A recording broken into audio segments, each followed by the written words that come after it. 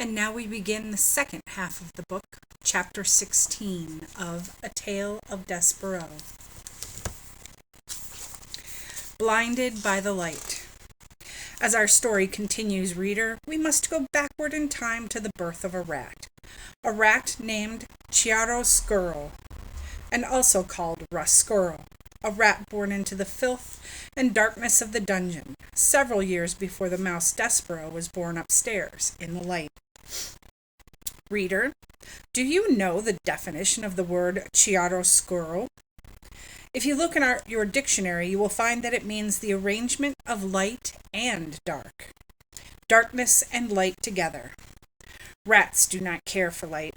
Rascuro's parents were having a bit of fun when they named their son. Rats have a sense of humor. Rats, in fact, think that life is very funny. And they're right, reader. They are right. In the case of Chiaroscuro, however, the joke had a hint of prophecy to it, for it happened that when Rascuro was a very young rat, he came upon a great length of rope on the dungeon floor. "Ah, what have we here?" said Rascuro. Being a rat, he immediately began to nibble at the rope. "Stop that!" boomed a voice, and a great hand came out of the darkness and picked the rat up by his tail and held him suspended upside down. "Were you nibbling on Gregory's rope, rat?" "Who wants to know?" said Rascuro, for even upside down he was still a rat. "You smart alecky rat, you smart alecky rat, nibble, nibble, nibbling on Gregory's rope. Gregory will teach you to mess with his rope." And keeping Rascuro upside down, Gregory lit a match with the nail of his thumb, and then held the brilliant flame right in Rascuro's face. "Ah!" said Rascuro. He pulled his head back away from the light, but alas, he did not close his eyes, and the flame exploded around him and danced inside him.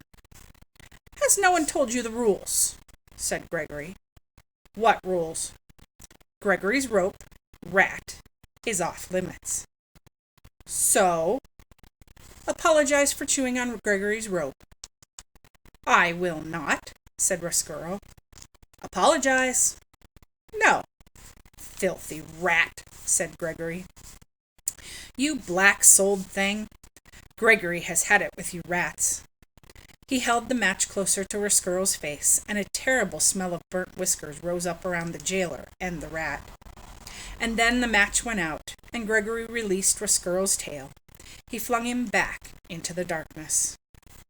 "Do not ever touch Gregory's rope again, or you will be sorry." Rascuro sat on the dungeon floor. The whiskers on the left side of his face were gone. His heart was beating hard, and though the light from the match had disappeared, it danced still before the rat's eyes, even when he closed them. "Light," he said aloud, and then he whispered the word again. "Light?" From that moment forward, Rascuro showed an abnormal, inordinate interest in illumination of all sorts. He was always, in the darkness of the dungeon, on the lookout for the light, the smallest glimmer, the tiniest shimmer. His rat soul longed inexplicably for it. He began to think that light was the only thing that gave life meaning, and he despaired that there was so little of it to be had. He finally voiced his sentiment to his friend, a very old one-eared rat named Botticelli Rimorso. "I think," said Rascuro, "that the meaning of life is light." "Light?" said Botticelli. "Ha ha ha ha! You kill me! Light has nothing to do with it." "What does it all mean, then?" said Rascuro. "The meaning of life," said Botticelli, "is suffering, specifically the suffering of others. Prisoners, for instance. Reducing a prisoner to weeping and wailing and begging is a delightful way to invest your existence with meaning." As he spoke, Botticelli swung from the one extraordinarily long nail of his right front paw a heart-shaped locket. He had taken the locket from a prisoner and hung it on a thin braided rope. Whenever Botticelli spoke, the locket moved. Back and forth it swung. "Are you listening?" Botticelli said to Roscuro. I am listening. Good, said Botticelli. Do as I say, and your life will be full of meaning. This is how to torture a prisoner. First, you must convince him that you are a friend. Listen to him, encourage him to confess his sins, and when the time is right, talk to him. Tell him what he wants to hear. Tell him, for instance, that you will forgive him. This is a wonderful joke to play upon a prisoner, to promise forgiveness. Why? Said Roscuro. His eyes went back and forth, following the locket.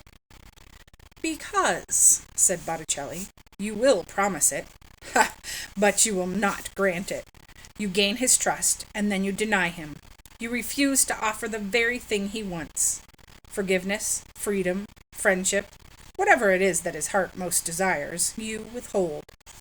At this point in the lecture, Botticelli laughed so hard that he had to sit down and catch his breath. The locket swayed slowly back and forth, and then stopped altogether. Ha! Said Botticelli. Ha ha ha ha ha!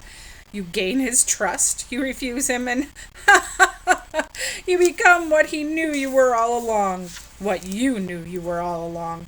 Not a friend, not a confessor, not a forgiver, but a rat. Botticelli wiped his eyes and shook his head and sighed a great sigh of contentment. He set the locket in motion again. At that point, it is most effective to run back and forth over the prisoner's feet, inducing physical terror along with the emotional sort. Oh, he said, it is such a lovely game, such a lovely game, and it is just absolutely chock full of meaning. I would like very much to torture a prisoner, said Roscuro. I would like to make someone suffer. Your time will come, said Botticelli.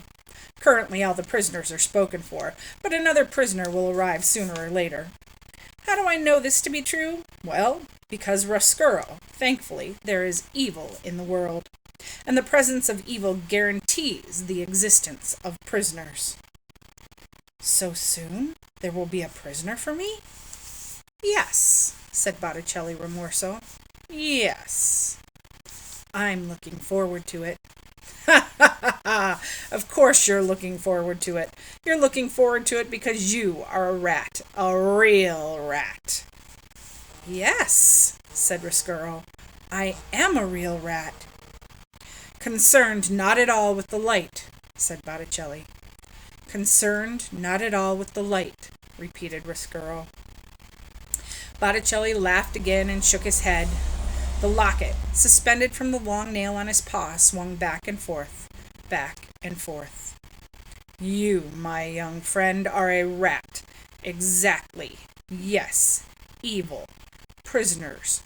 Rats. Suffering.